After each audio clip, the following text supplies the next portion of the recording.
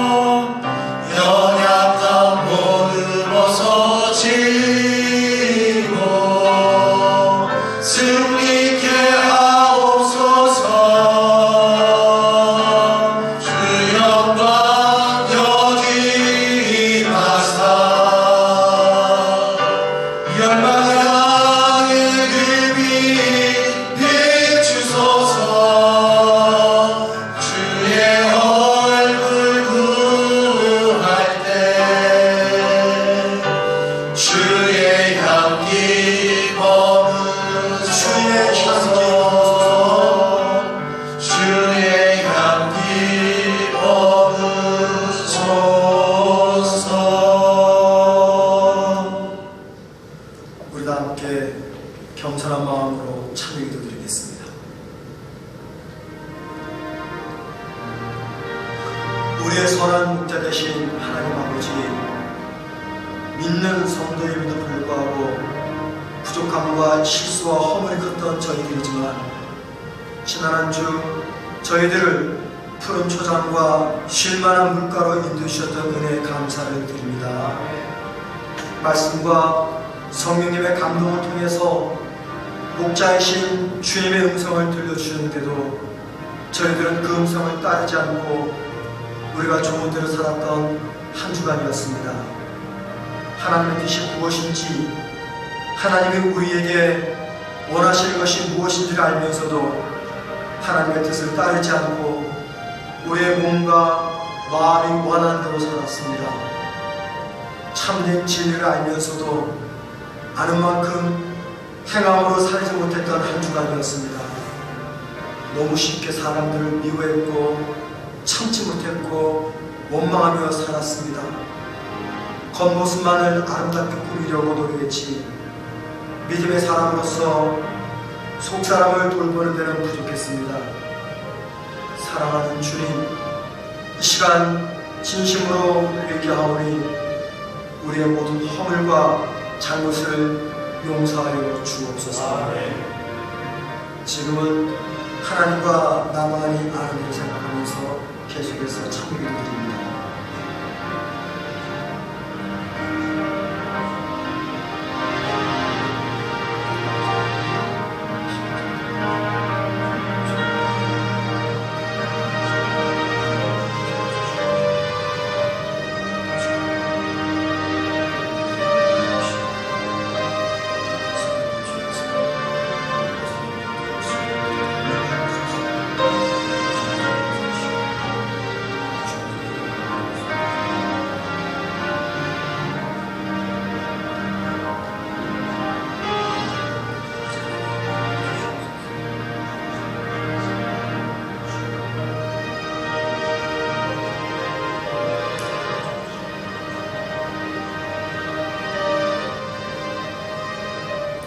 모든 사람이 죄를 범하였음에 하나님의 영광이 이르지 못하더니 그리스도 예수 안에 있는 성령으로 말미암아 하나님의 은혜로 값없이 의롭다 하심을 얻은 자 되었느니라.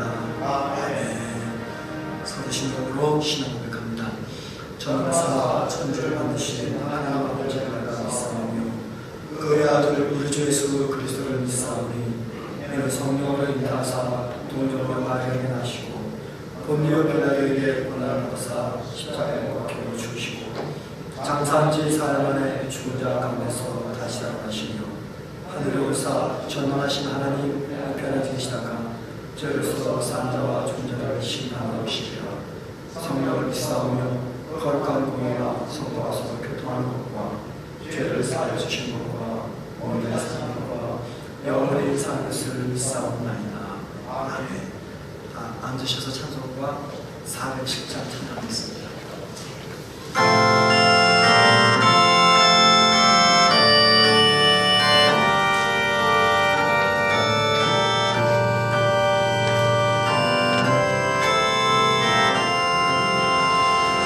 구주와 함께 나 죽었으니 구주와 함께 나 살았구나. 영광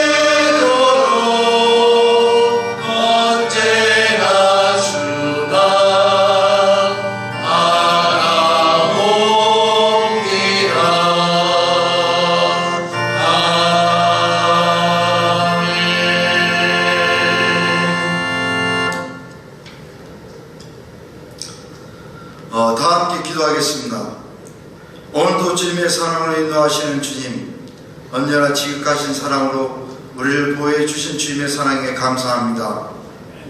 우리를 위하여 목숨까지도 버리신 그 크신 사랑받을 자격이 없음에도 불구하고 다시금 우리를 불러주셔서 은혜와 감사와 경배를 드리게 허락하게 하시니 진심으로 감사드립니다. 용서의 주님, 우리의 연약함으로 인하여 범죄하는 우리의 죄를 용서하여 주시옵고 주님을 바라보고 살겠노라 하면서도 작은 이유에도 쉽사리 흔들고 넘어졌습니다.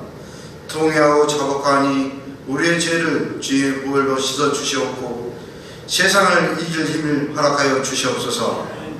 또한 세상의 빛과 소금으로 사는 것을 잊지 않게 하여 주옵소서.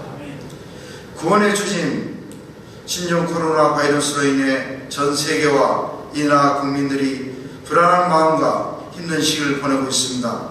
이걸 통하여 하나님 뜻을 알게 하시고 온 국민이 힘을 합하여 극복할 수 있게 하여 주시옵고 바이러스 감염으로 인해 고통받는 분들이 하루빨리 치유되게 하시고 이를 위해 수고하고 애쓰는 분들에게 비웃지 않게 하시고 회복의 능력 있게 하여 주옵소서. 또한 3절 맞이하여 일본으로부터 이날을 빼앗겨 주님의 참된 자유를 위해 외쳤던 순국 서는 분들이 있었기에 지금 우리가 존재함을 가슴 깊이 새기며 이 민족을 통하여 온 세계가 주님의 사랑 안에서 평안을 얻게 하여 구원의 기쁜 삶을 누리게 하여 주옵소서.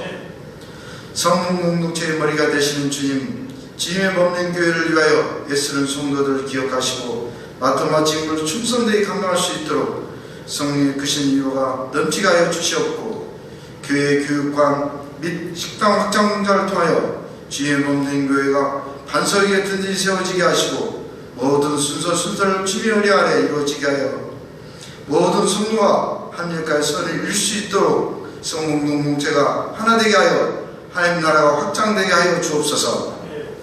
생명의 말씀을 주시는 주님, 성령님 인도 아래 진리의 말씀을 들고 다니엘 서진 목사님 강에 붙들어 주시어 우리 성도들은 선포되는 말씀을 들음으로 회개의 은혜를 베푸셔서 우리 안에 더럽고 추한 죄를 주님 앞에 고백함으로 깨끗게 씻김받게 하시고 하나님께서 기뻐 받으시는 예배가 되기를 원하며 이 모든 말씀 우리 주 예수 그리스도의 이름으로 기도드렸습니다. 아멘.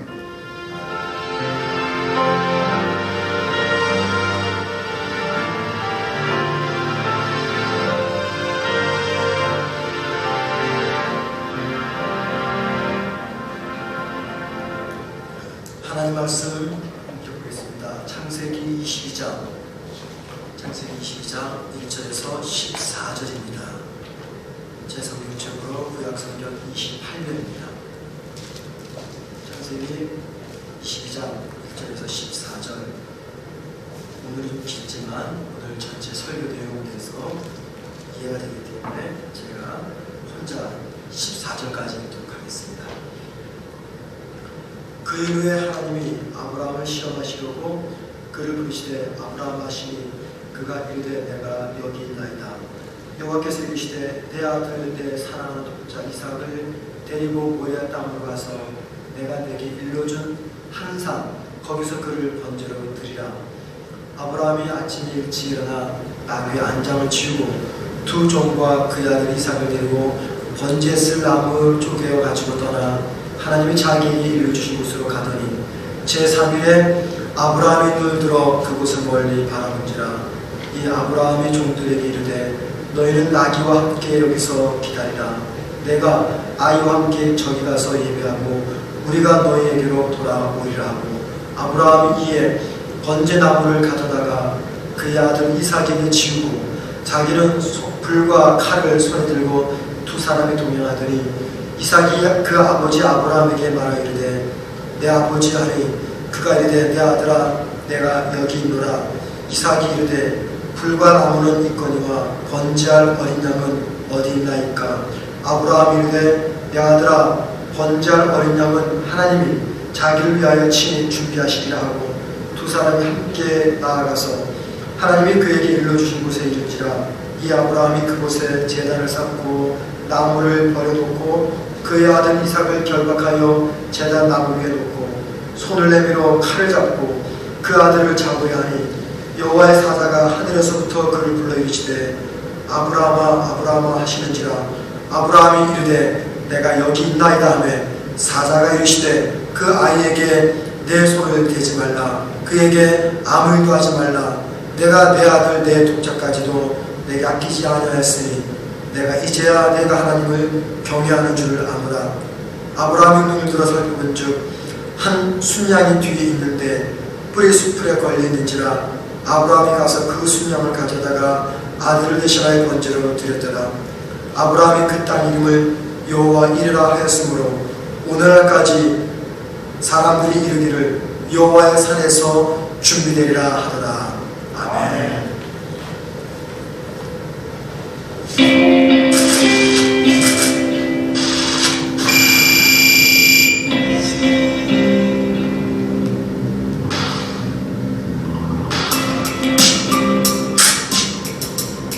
할렐루야. 어려운 상황에서도 이렇게 예배를 함께 드리게 됨을 하나님께 감사드리며 3월 첫째 주 성문 뉴스를 시작하겠습니다. 이번 주도 코로나 바이러스로 인해 새벽 기도와 수요 예배, 금요 예배를 휴회해야 합니다. 어려운 시기인 만큼 아프고 힘들어하시는 분들을 위해 많은 중보기도 부탁드립니다. 아울러 주중 예배는 교회에서 별도 연락이 있기 전까지 잠시 중단하겠습니다. 여러분들의 많은 양해 부탁드립니다. 청년부를 제외한 모든 주일학교 부서는 온라인으로 예배가 대체되었습니다. 부모님들은 자녀와 함께 예배 드리시길 부탁드리며 영상 오픈 시간은 오전 10시입니다.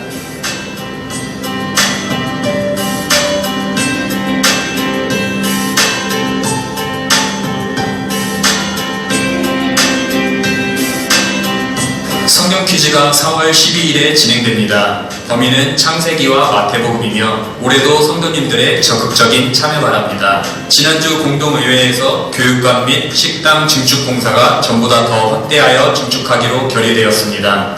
힘든 시기와 힘든 상황인 만큼 지혜롭게 잘 진행될 수 있게 많은 관심과 기도 부탁드립니다. 온라인 예배가 오늘로써 두 번째로 드리는 주일입니다.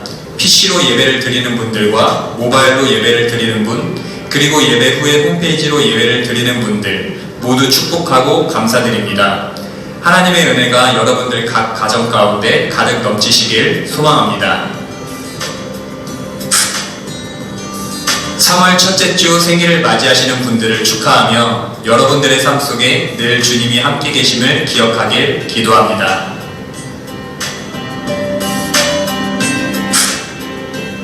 어려운 시간이 지날수록 우리가 바라봐야 할 것은 오직 하나님 한 분이심을 느끼게 됩니다.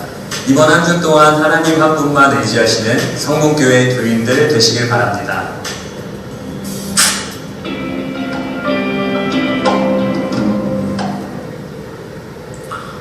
이번 주는 가정예배 예식서가 준비되지 않았습니다. 이유는 주일학교 부서가 이번 주 쉬기 때문에 그래서 다음 주 준비되는 대로 그렇게 함께 나누도록 하겠습니다.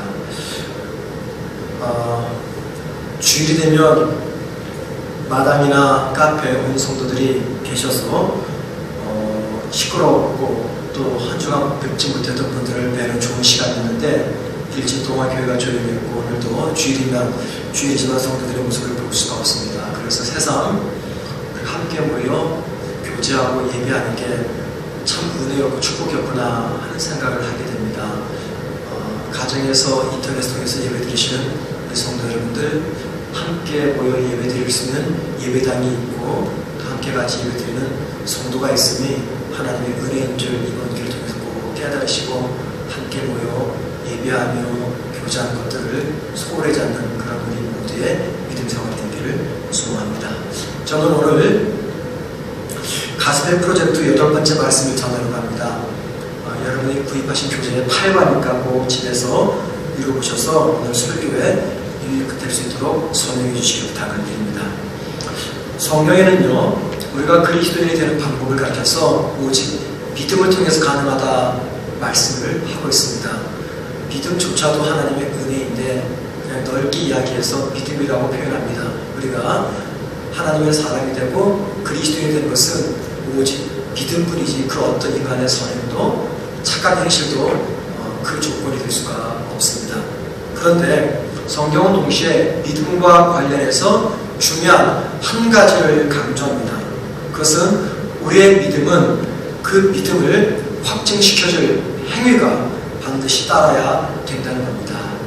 우리가 입으로 나는 믿습니다 라고 고백하는데 믿습니다 라고 할 그 고백이 참 고백인지 거짓 고백인지 확정시켜줄 행위가 반드시 따라야 된다라고 하는 것이 성경의 가르침입니다. 하나님은 아브라함을 당신의 대안으로 선택하셨습니다. 그리고 대안으로 선택하신 아브라함이 진짜 하나님을 믿는지 아니 믿는지 확인할 필요가 있었습니다. 그래서 하나님은 당신의 대안으로 선택한 아브라함을 시험하셨습니다. 오늘 본문은 그 이야기를 하고 있습니다. 오늘 우리가 본문을 보면서 중요한 한 가지를 먼저 좀 정리할 필요가 있습니다. 하나님은 이삭이 태어난 직후 혹은 이삭이 어린 시절 아브라함에게 그 어린 아기 이삭을 제물로 바치라고 명령하지 않았습니다. 하나님은 이삭의 나이 10대 후반쯤 되었을 때 그때 아브라함에게 이삭을 제물로 바치라고 명령하였습니다. 이삭은 아브라함이 100세 때어던 아들입니다. 100세 때어던 아들이 10대가 될 때까지 아브라함이 얼마나 그 이삭에게 사랑과 온정을 베풀었겠습니까? 우리가 직접 눈을 뜨고 보진 않았지만 충분히 짐작할 수가 있습니다. 100세 때어던 아들이 10대 청소년기가 되는 동안에 아브라함은 온 사랑을 베풀었고 그의 생명과 그의 인생 전부와 비교할 수 없는 존재가 아들 이삭이었습니다. 자, 그런데 하나님은 그 아들 이삭을 제물로 바치라고 명령을 합니다. 여러분, 아브라함에게 이삭이 어떤 존재였을까요? 오늘 본문 2절 말씀에 이렇게 그 이삭을 소개합니다. 여호와께서 이르시되 내 아들 내 사랑하는 독자라고 말합니다. 이삭을 표현할 때 내 아들 내 사랑하는 독자라는 이 표현이 뭘 의미할까요? 하나님 보시기에도 이삭이 아브라함에게 참 귀한 아들이었다라는 것을 의미합니다. 생명과 같은 아들을 제물로 바치라는 오늘의 말씀과 또 창세기 15장의 말씀을 한번 비교해 보십시오. 창세기 15장에서 하나님은 아브라함에게 그의 후손을 하늘의 별처럼 많게 할 것이다 라고 언약을 맺었습니다. 그리고 아브라함은 하나님의 그 말씀을 믿었다라고 말합니다. 창세기 15장 6절입니다. 아브라함이 여호와를 믿으니 여호와께서 이를 그의 의로 여기시고 라고 말합니다. 자, 그리고 하나님께서 약속하신 대로 드디어 아브라함의 나이 100세 때 이삭이 태어났습니다. 그리고 세월이 흘러서 어린 이삭이 10대 청소년이 되었어요. 자, 그렇게 성장한 10대 이삭을 보면서 아브라함은 무슨 생각을 했을까요?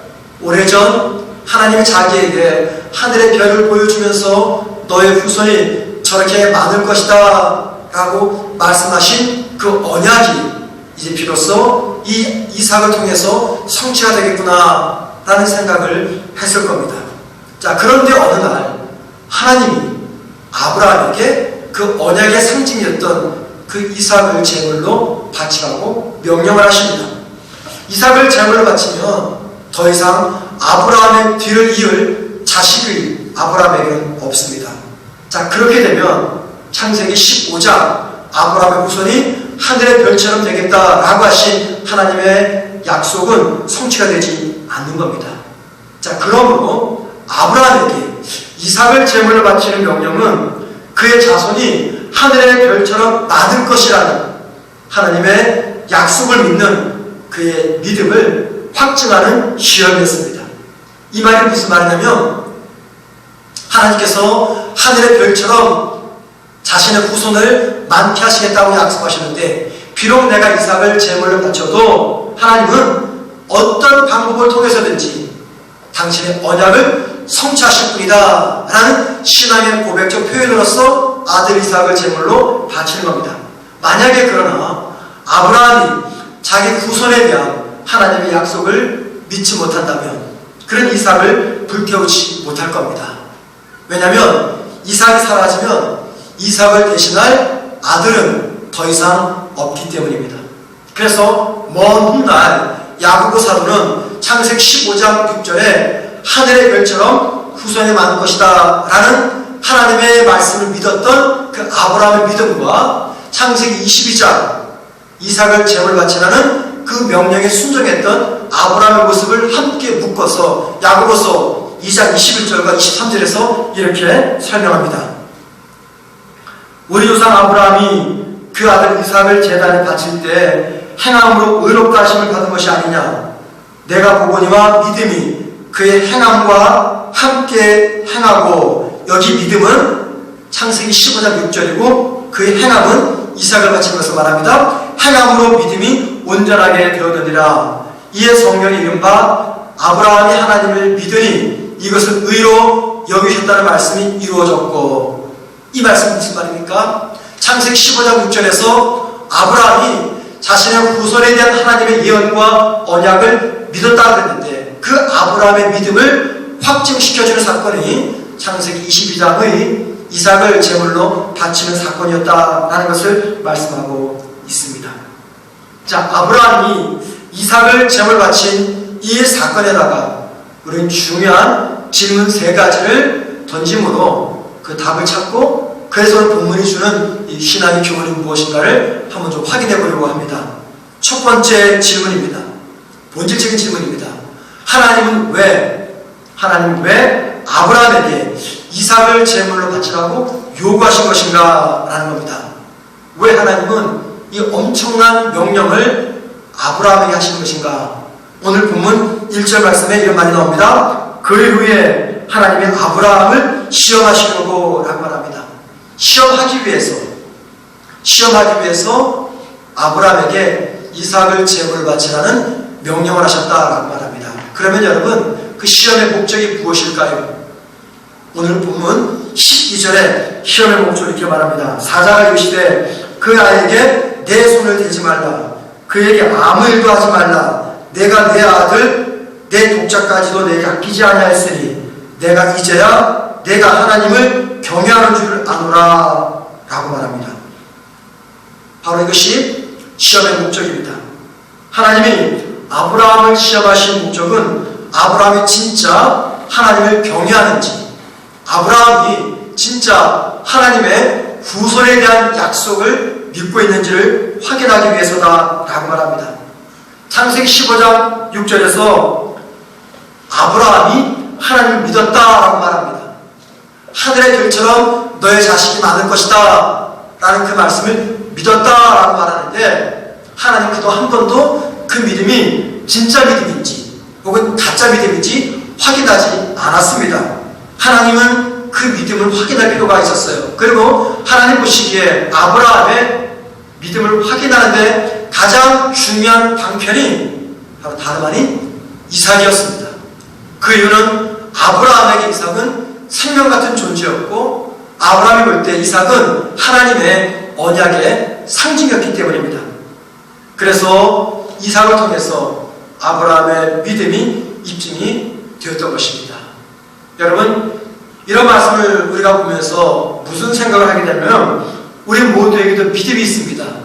믿음이 좋다 나쁘다 이야기하는데 우리 믿음의 사람입니다. 믿음이라는 공통 분모 때문에 한 교회에 모이는 거죠. 우리 믿음의 사람이고 믿음으로 살아갑니다. 그런데 내가 지닌 그 믿음이 진짜 믿음인지 확증되기 전까지는 그 믿음의 진실성을 확인할 수가 없습니다. 그래서 하나님은 저와 여러분의 믿음을 확인하십니다. 그리고 그 믿음의 확인을 위해서 하나님은 언제나 저와 여러분을 시험하시는데 그 시험에는 반드시 순종이 따라야 됩니다. 순종이 동반되지 않는 시험은 절대 없습니다. 그리고 그 시험 통과를 위한 순종을 하려면 반드시 나의 가장 소중한 것을 희생해야 됩니다. 하나님은 항상 그렇습니다. 저와 여러분의 신앙을 시험할 때는 순종을 요구하시고 그 순종은 언제나 우리에게 고통을 요구합니다. 순종의 결과 혹은 시험의 결과가 무엇인지 모른 채 우리는 순종을 해야 됩니다.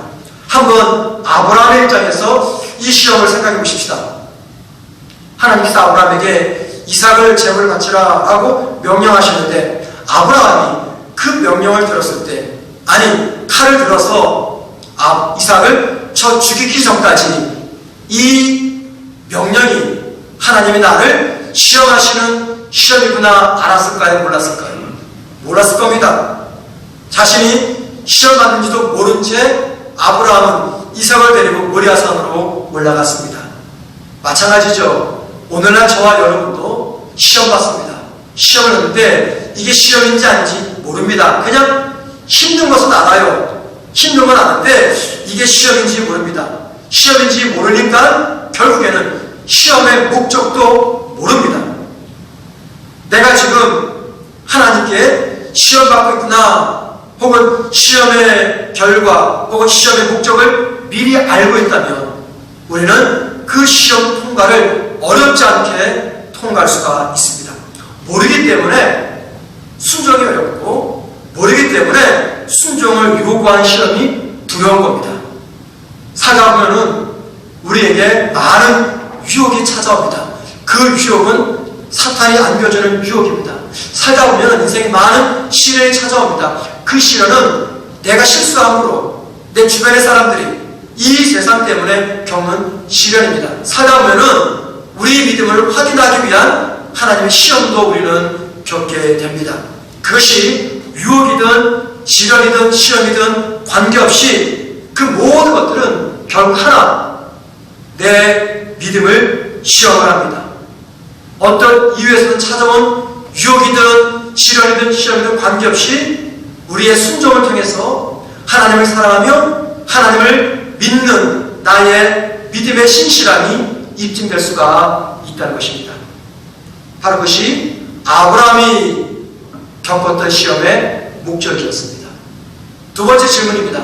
자, 그러면 여러분, 하나님이 아브라함을 시험하기 위해서 이삭을 제물을 바치라 명령을 하셨다면 이번에는 아브라함 편에서 아브라함은 어떻게 그 시험을 통과할 수가 있었는가, 즉 어떻게 해서 아들을 제물을 바칠 수가 있었는가라는 겁니다. 제가 여러분에게 그림 하나를 보여드리겠습니다. 설교에 도움을 위해서. 저 그림은 아빠가 아들에게 뛰어내리라고 손짓을 합니다. 그리고 아들은 뛰어내리는 장면입니다. 그런데 아들의 모습을 가만히 보면은 웃고 있는 모습입니다. 두 팔을 벌린 채 웃으면서 아빠를 향해서 뛰어내립니다. 왜 저렇게 뛰어내릴 수가 있겠습니까? 뛰어내리라는 그 아빠의 말을 듣고 내가 뛰어내리면 아빠가 반드시 나를 안아주실 거야 라고 하는 아빠에 대한 신뢰 때문에 웃으면서 두 팔을 벌리고 아빠를 향해서 뛰어내릴 수가 있는 것입니다. 아들을 제물로 바치라는 하나님의 그 말도 안 되는 명령에 아브라함이 순종할 수 있었던 이유는 무엇 때문입니까? 다른 거 없습니다. 하나님을 신뢰했기 때문입니다. 하나님 말씀대로 순종하면 아브라함이 이삭을 죽이게 됩니다. 그렇게 되면 창세기 15장의 언약, 내 후손이 하늘의 별처럼 많아질 것이다 라고 하는 그 언약은 깨어지게 될 것이고, 더 나아가 하나님의 인류를 향한 구원 계획도 파괴가 됩니다. 합리성과 타당성에 비춰볼 때 아들을 바치라는 하나님의 명령은 합리적이지도 않고 타당하지도 않습니다. 아니 오히려 이삭을 제물 바치라 라고 하는 하나님의 명령은 하나님의 자기 모순에 빠진 명령입니다. 그런데 여러분, 모순 덩어리 하나님의 이 명령에 아브라함은 순종합니다. 이유가 무엇 때문입니까? 순종의 명령 때문입니까? 무엇 때문입니까? 오직 하나, 하나님을 신뢰했기 때문입니다. 자, 그러면 여러분, 도대체 어떤 하나님을 신뢰했기에 아브라함은 이삭을 죽일 수가 있었는가 라는 겁니다. 아브라함은 어떤 하나님을 신뢰했을까요? 그것은요, 비록 자기가 이삭을 제물로 잡아 죽여도 하나님이 다시 아들을 살려내실 것이라는 그 신뢰가 있었던 겁니다. 그 증거가 오늘 본문 5절입니다. 5절 말씀 보시면 이런 말이 있습니다. 이에 아브라함이 종들에게 이르되 너희는 나귀와 함께 여기서 기다리라. 내가 아이와 함께 저기 가서 예배하고 우리가 너희에게로 돌아오리라 하고 라고 말합니다. 맨 뒷문장 우리가 너희에게로 돌아오리라. 아브라함이 종들에게 말하는 거죠. 너희는 여기서 기다리면 우리가 곧 돌아오겠다라고 말합니다. 여러분, 아브라함이 종들에게 말하는 우리는 누구를 말할까요? 아브라함과 이삭을 이야기합니다. 그런데 좀 이상하지 않습니까? 분명히 이삭은 산에 올라가서 제물로 죽이게 됩니다. 그러면 종들에게 돌아올 사람은 본인 혼자입니다. 그런데도 아브라함은 종들에게 우리가 돌아오리라 라고 이야기합니다. 왜 그렇습니까? 우리가 너희에게로 돌아오리라 이 말에는요, 아브라함이 하나님을 향한 믿음과 신뢰가 있었음을 보여줍니다. 그 믿음이 무슨 믿음입니까? 비록 자기가 이삭을 죽여도 하나님이 도로 살려내실 거라는 믿음입니다. 그 믿음은 자신의 후손이 하늘의 별처럼 많아질 것이라는 하나님의 언약 성취를 위해서 하나님은 반드시 자기가 죽인 아들을 도로 살려내실 거라는 그 믿음을 이야기합니다. 그리고 이삭의 부활을 믿었던 아브라함의 믿음을 훗날 히브리서 11장 17절과 19절에서는 이렇게 말합니다.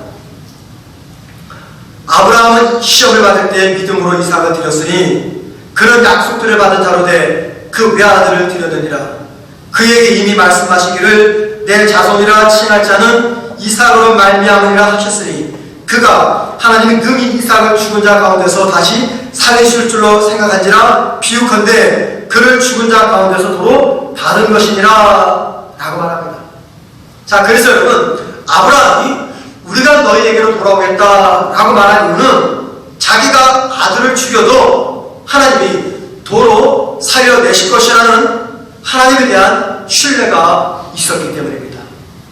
자, 여러분, 아브라함이 어떻게 해서 이런 신뢰를 갖게 된 것일까요?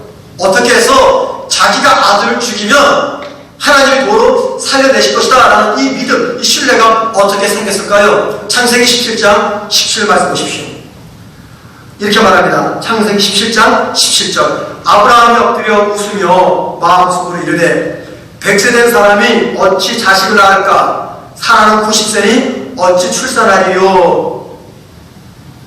사라의 나이가 더 이상 자식을 낳을 수 없는 나이다 그 말입니다. 하나 더 볼까요? 창세기 18장 10절과 11절입니다. 그가 이르시되 내년 이맘때 내가 반드시 내게로 돌아오리니 내 아내 사라에게 아들이 있으리라 하시니 사라가 그 뒤 장막문에서 들었더라. 아브라함과 사라는 나이가 많이 들었고 많아 늙었고 사라에게는 여성의 생리가 끊어졌는지라 라고 말합니다. 여러분, 창세기 17장 17절에서는 사라의 나이가 더 이상 자식을 낳을 수 없는 나이다 라고 이야기하고 창세기 18장 10절과 11절에서는 사라가 여성으로서 생물학적으로 더 이상 자녀를 낳을 수 없는 상태가 되었다는 것을 말씀하고 있습니다. 그러니까 아브라함은 알았던 거죠. 자기 부부는 더 이상 자식을 낳을 수 없다는 것을.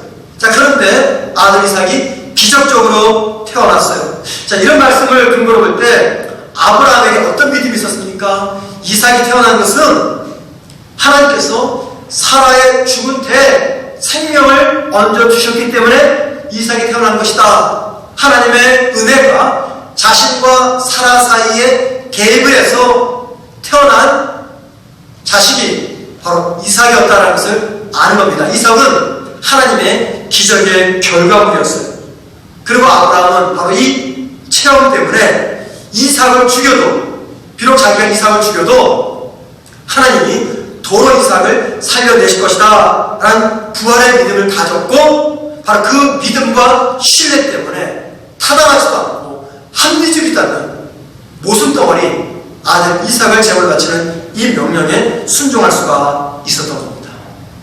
여러분, 우리는 이 대목에서 기억할 말씀이 하나가 있습니다. 하나님은 처음부터 아브라함에게 이삭을 바치라는 명령을 하지 않았어요. 하나님이 처음 아브라함을 찾아왔을 때 그의 나이 75살입니다. 고향을 떠나는 그 명령을 할 때가 75살이었어요. 75살 때부터 아들을 제물 바치는 그 시간까지 짧게는 40년, 길게는 약 50년의 세월이 지나갔습니다. 그 40-50년 세월 동안에 아브라함은 그동안 수없이 자신의 삶에 개입하시는 하나님의 일하심과 하나님의 은혜를 경험했습니다. 그의 삶에 일어난 크고 작은 하나님의 개입들을 통해서 마침내 아브라함은 아들 이삭의 부활을 믿는 믿음의 사람이 된 것입니다. 그리고 하나님은 아브라함의 그 믿음의 수준을 보시고 그가 감당할 수 있는 시험, 이삭을 제물 바치는 그 명령을 하신 겁니다. 그리고 여러분, 이 원리는 오늘날 저와 여러분에게도 동일하게 적용이 됩니다. 우리가 처음 예수 믿었을 때와 시간이 많이 지난 지금과 비교해 보십시오. 여러분 가운데 처음 주님을 믿었을 때 그 믿음과 예수 믿고 10년, 20년 된 지금 똑같은 믿음을 가진 분들 계십니까? 그렇다면 그 비정상입니다. 믿음이 생명이기 때문에 시간이 지나면 자라게 됩니다. 반드시 자라게 됩니다. 예수를 믿게 되면요, 우리에게 수업 찾아오는 하나님의 계획이 있습니다. 간섭하심이 있습니다. 내가 원하는 대로 내 삶이 풀리지 않습니다. 내가 예상치 않은 놀라운 하나님의 일하심을 목격하게 됩니다. 때로 나를 질타하시고 나를 위로하시고 나를 살리시고 나를 낙심케 하는 하나님의 수많은 간섭하심을 우리가 경험하면서 해가 바뀔수록 우리의 믿음이 조금씩 변화되고 성숙하게 됩니다. 뿐만 아닙니까? 하나님은 당신의 말씀을 통해서 수없이 우리를 깨우십니다. 다양한 신앙 훈련과 시련을 통해서 또 은혜를 경험하면서 우리는 이전보다 더 성숙한 신앙인으로 바뀌게 됩니다. 그리고 하나님은 그 단계에 맞는 시험을 우리에게 주십니다. 예를 들면 목사가 되기까지 얼마나 많은 시련을 겪었겠습니까? 물론 시련을 하나도 겪지 않고 목사가 되는 분이 계시지만 우리가 볼 때 그렇지 실제 그분의 입장에서는요, 우리가 볼 수 없고 알지 못한 참 많은 인생의 시련을 겪으면서 목사가 되는 경우가 목사들의 운명입니다. 목사가 되기까지 하나님은 다양한 방법으로 우리를 연단시키고 깨우시고 그리고 깨닫게 하십니다. 마침내 하나님의 은혜 없이는, 하나님을 신뢰하지 않으면 도무지 살 수 없고 행할 수 없는 것이 목사의 삶이며 목회인 것을 깨닫게 됩니다. 자, 그런데 그런 은혜를 경험하고 목사가 되었는데 목사가 되어서도 여전히 주의를 지키는 문제 때문에 시험을 겪거나, 목사가 되어서도 헌금 문제 때문에 시험에 빠지거나, 목사가 되어서도 술과 담배 때문에 시험에 빠진다면 이건 정말 잘못된 겁니다.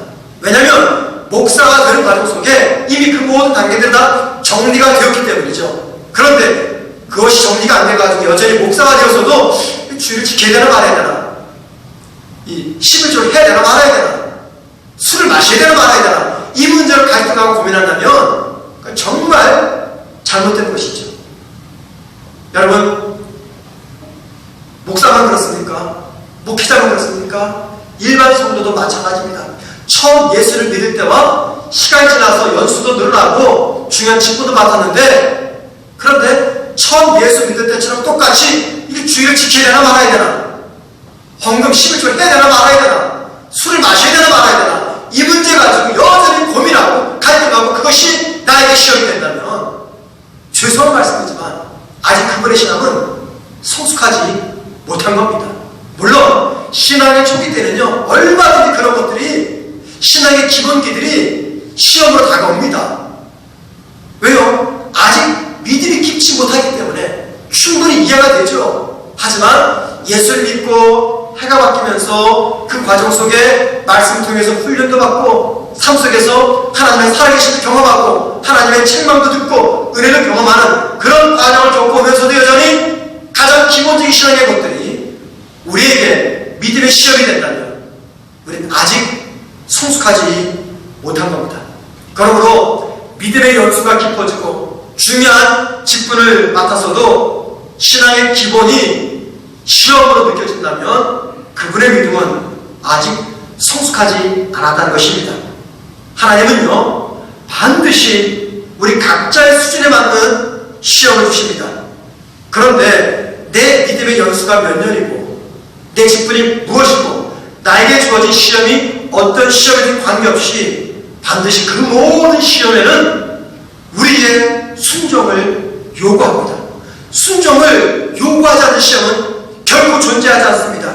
그리고 순종으로 반응하기 위해서 우리가 붙잡아야 될 것은 다름 아닌 하나님을 향한 신뢰라는 것입니다. 종종 순종하는 성도들의 모습을 보거나 듣곤 합니다. 심지어 어떤 성도들은 이런 말까지도 합니다. 목사 말에 순종하는 것이 하나님 말씀에 순종하는 것이다. 그렇게 이야기합니다. 주로 연세 많으신 우리 신앙의 부모 세대들이 자녀들이 믿음을 가르칠 때 그렇게 가르칩니다. 얘야, 내가 평생 살고 믿음 생활해보니 목사 말에 순종하는 것이 곧 하나님 말씀에 순종하는 것이란다 라면서 자녀들을 가르칩니다. 그런데 여러분, 정작 그 말을 듣는 목사들은요, 이게 굉장히 부담이 됩니다. 감사는 해요. 하지만 몸둘 바를 모르겠습니다. 왜냐하면 어찌 목사의 말이 하나님 말입니까? 아니죠. 목사는 목사의 말을 하는 거죠. 그런데 그렇게 말씀해 주시니까 이게 너무 감사가 되지만 동시에 몸둘 바를 모르고 동시에 더 큰 책임을 느끼게 되는 겁니다. 아니, 부족한 내 말을 성도들이 하나님 말씀을 들으니까요, 이게 내가 이 정도의 사람이야 자랑하겠습니까? 더 부담을 느끼는 겁니다. 또 어떤 성도들은 처음에 순종하겠다라고 하다가 불순종하겠다 하다가 나중에 순종하는 성도들이 있습니다. 분명히 안 한다고 그랬어요. 그런데 돌아와서 목사님, 내가 기도해 보니까는 하나님께 제 마음에 순종하라는 감동을 주셨습니다. 그래서 제가 순종하겠습니다 라는 그런 성도들도 종종 만나곤 합니다. 그런 모습과 말을 들으면 목사의 마음이 너무 기쁩니다. 여러분, 인간 목사의 마음도 이렇게 기쁜데 하나님을 신뢰해서 순종하겠다고 나아가는 그 성도들을 바라보시는 하나님의 마음이 얼마나 기쁘며 감동을 받겠습니까? 그렇게 여러분, 하나님 말씀 앞에 순종하는 사람치고 하나님의 은혜를 받지 못한 성도는 없습니다. 자, 그래서 우리 오늘 본문을 보면서 세 번째 질문을 마지막으로 던져야 됩니다. 그것은 아들을 제물로 바친 이 아브라함에게 하나님은 어떤 반응을 보이셨는가 라는 겁니다. 이삭은 하나님의 명령을 따라 이삭을 제물로 바치는 그 말씀에 순종을 했어요. 그럼 이제 하나님께서 답하실 차례입니다. 아브라함은 하나님의 명령대로 지켰잖아요. 이제 누가 반응해야 됩니까? 하나님이 이제 반응하실 차례입니다. 등에 나무를 지고 모대산까지 올라갔던 아들 이삭이 아버지께 묻습니다. 아버지, 번제할 어린 양은 어디에 있습니까? 그때 아브라함이 이삭을 향해서 말하기를 번제할 어린 양은 하나님이 친히 준비하실 것이다 대답을 했어요. 그리고 마침내 아브라함은 그곳에서 하나님께서 준비하신 어린 양을 보았습니다. 여러분, 그 어린 양이 누굽니까? 아브라함이 모리아산에서 보았던 그 어린 양이 누굽니까? 그 어린 양은요, 한참 시간이 지난 다음 갈보리 언덕에서 십자가에서 인류의 죄를 대속하기 위해서 대속물로 죽은 예수 그리스도를 예표한 것입니다.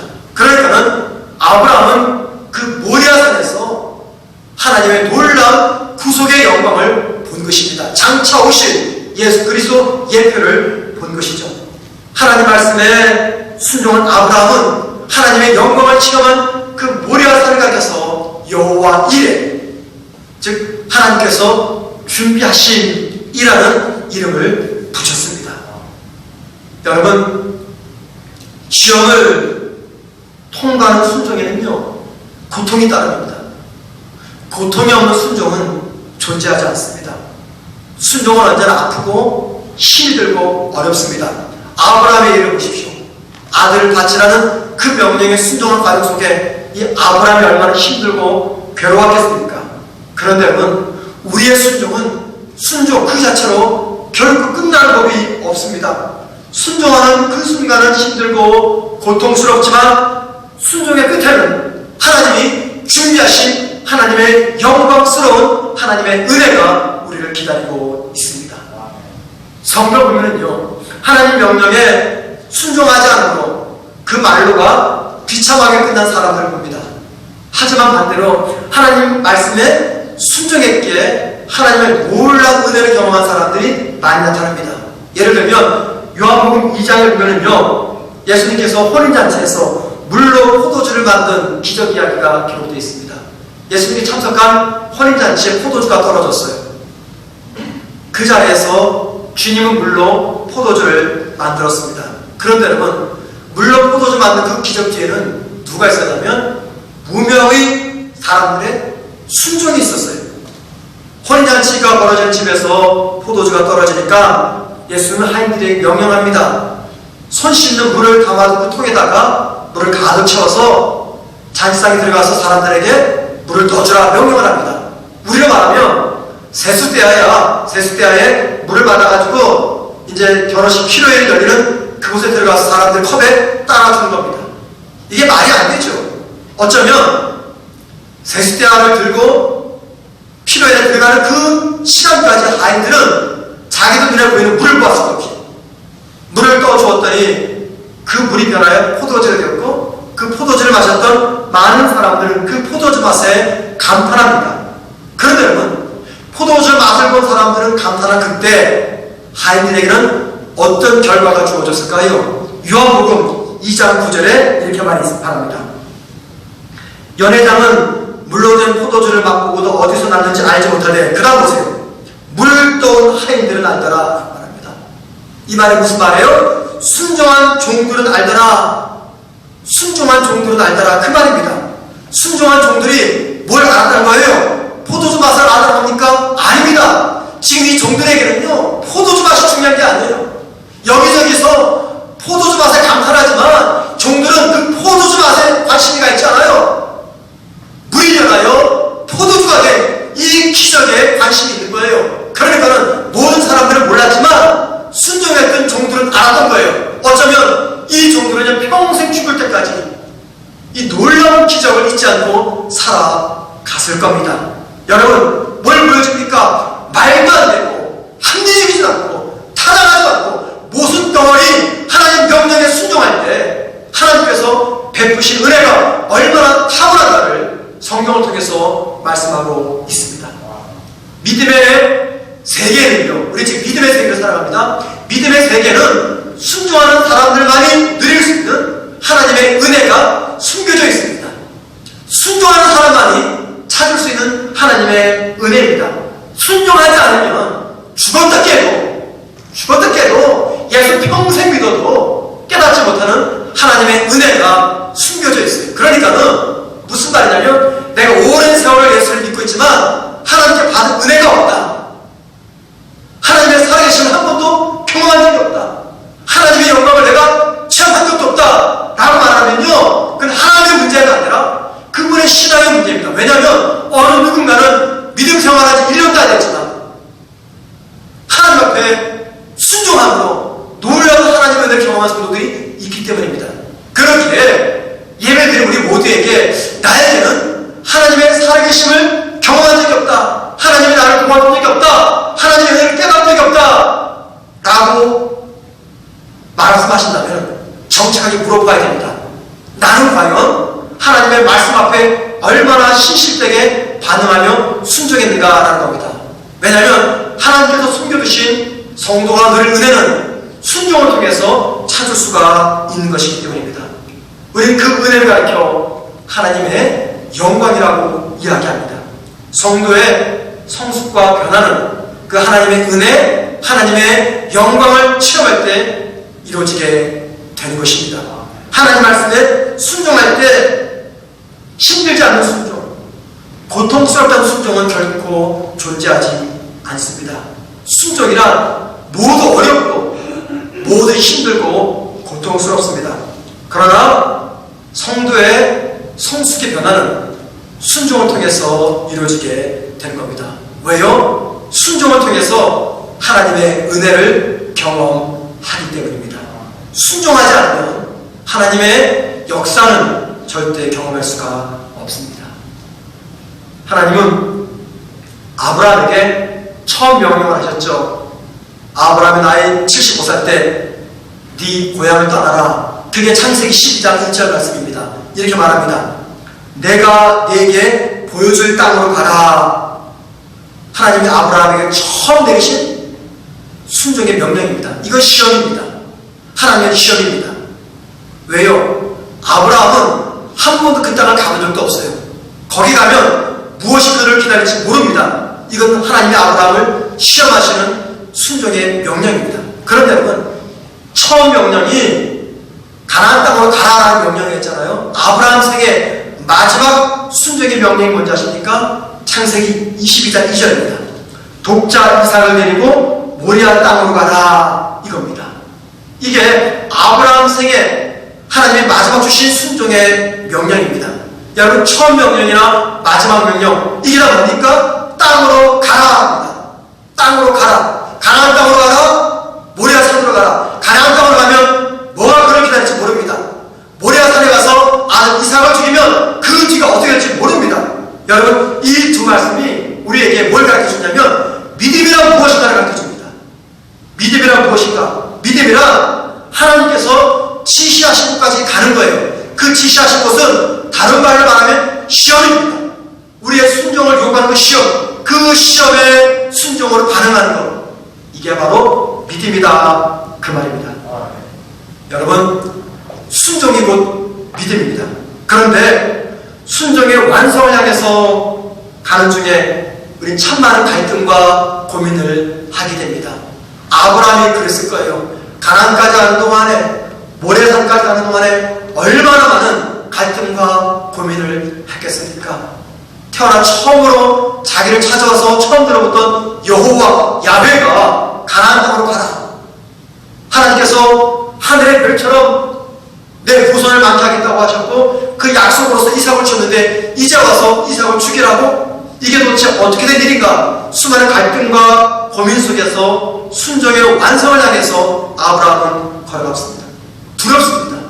그 끝에 무엇이 있을지. 그런데 하나님을 신뢰함으로 순종한 자리까지 나아갔더니 하나님께서 예비하신 놀라운 하나님의 영광을 목격하게 된 것입니다. 우리가 살면서 그것이 유혹이든 시련이든 시험이든 참 많은 선택의 고민 속에 놓일 때가 있습니다. 하나님이 나에게 말도 안 되는 것을 요청하시고 그래서 또 다른 사람을 보면서 하나님 왜 유독 나에게만 이런 시험을 주시는가, 다른 사람과 비교하면서 힘든 내 삶을 한탄하며 하나님을 원망합니다. 하지만 성도 여러분, 하나님은 모두에게 똑같은 시험을 주지 않습니다. 그 사람의 영적 수준에 맞는 시험을 베푸십니다. 그리고 그 시험은 우리 모두가 하나님 나라 갈 때까지 계속 진행되게 될 겁니다. 아니, 어쩌면 올해 받은 시험보다 내년은 더 크고 힘든 시험을 받게 될 겁니다. 우리가 받게 될 시험은 해가 거듭될수록 더 힘들고 감당하기 어려운 시험이 될 겁니다. 그 이유는 우리의 믿음이 조금씩 성숙하며 더 커 나가기 때문입니다. 그 가운데 우리가 할 일은 하나님을 신뢰하는 것입니다. 하나님을 신뢰하며 순종의 자리까지 나아갈 때 우리가 예상치 않았던 모리아산의 영광을 보게 될 겁니다. 하나님께서 우리에게 베푸시는 그 은혜는 곧 하나님의 영광이고 성도는 하나님의 영광을 통해서 믿음으로 이 땅을 살아가게 될 것입니다.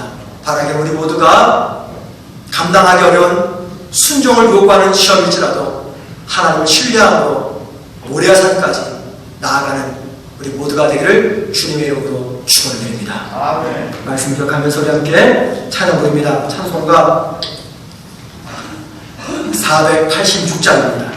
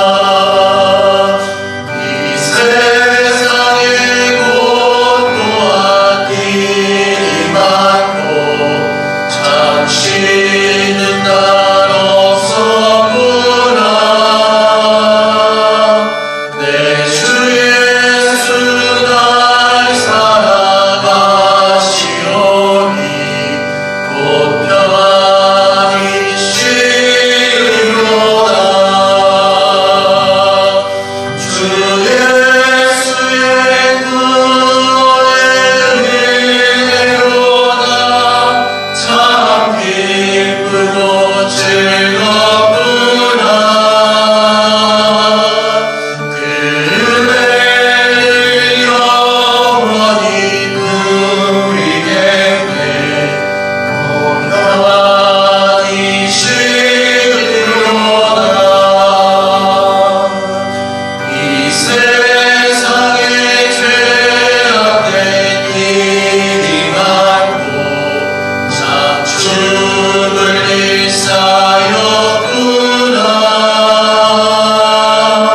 내 주 예수 날 건져 주시오니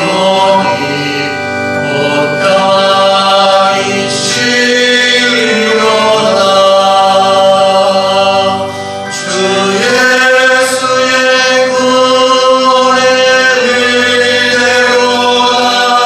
참 기쁘고 즐겁구나.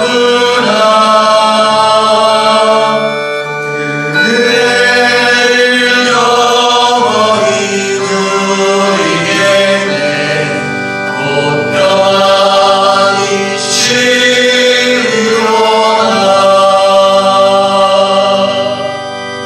기도하겠습니다. 하나님, 모든 것이 불확실한 이 땅에서 하나님의 시험을 따라 순종하려고 할 때 우리에게 불안이 있고 답답함이 있고 염려가 있고 근심이 있습니다. 하나님, 그러나 날 구원하신 하나님이 살아계신 하나님을 신뢰하기에 그 어떤 하나님의 명령 앞에서도 믿음으로 순종으로 나아가는 우리 모두가 되게 하옵소서. 하나님, 하나님께서를 믿는 저희들에게 하나님 귀한 은혜 주기를 원하는데 우리는 그 마음을 깨닫지 못하고 순종하지 못함으로 예수를 믿지만 살아계신 하나님의 은혜를 누리지 못하며 믿음 생활할 때가 많습니다.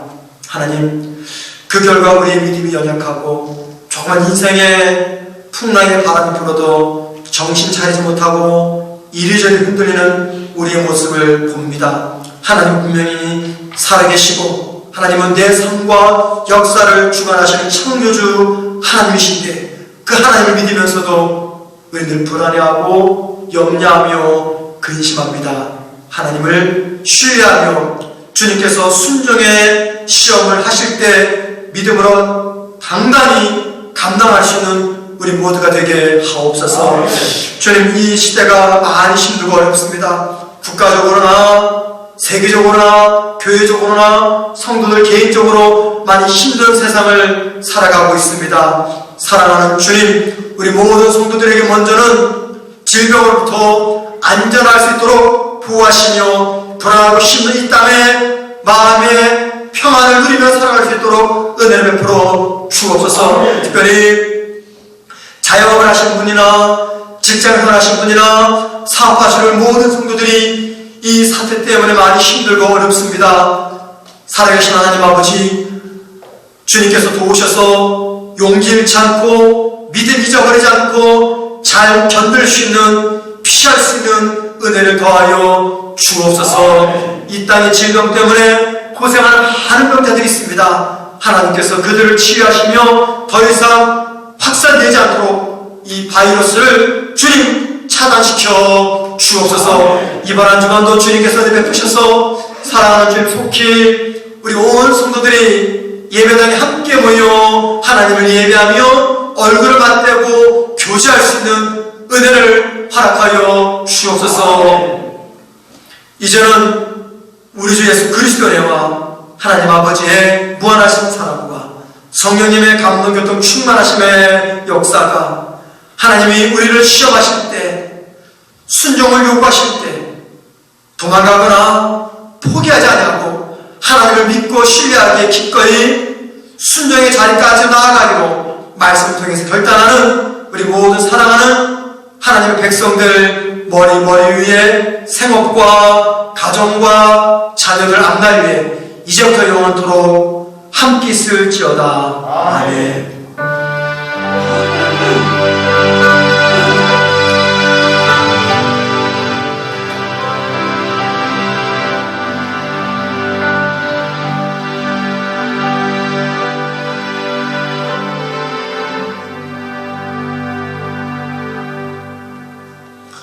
예배를 바쳤습니다. 한 주간 평안하시고